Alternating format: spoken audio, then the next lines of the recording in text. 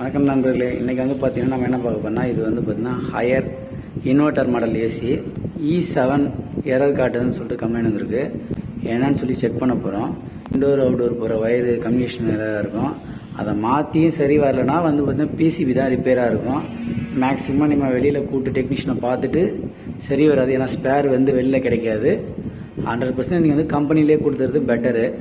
ஆனால் வந்து பார்த்தீங்கன்னா பிசிபினுடைய ரேட் வந்து பார்த்தீங்கன்னா குறைஞ்சி வந்து பார்த்தீங்கன்னா 9,000 13,000 வரைக்கும் வரும். இதுதான் இந்த இன்வெர்ட்டர் மாடலில் அதிகமாக வர ஃபால்ட்டு. நான் இன்வெர்ட்டர்னால் ப்ராப்ளமே இருக்காது. அதிகமாக ஒரு 500 1000 ரிப்பேர் சரி பண்ணிடலாம். இப்போ பார்த்தீங்கன்னா E7 காட்டுது.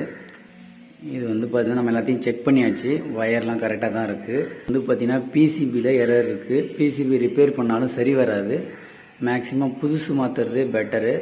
அதை விட பெட்டர் வந்து பார்த்தீங்கன்னா கம்பெனிக்காரனே கூப்பிட்டு சர்வீஸ் பார்க்குறது ரொம்ப பெட்டரு. நம்ம சேனலை சப்ஸ்கிரைப் பண்ணாதான் சப்ஸ்கிரைப் பண்ணிடுங்க.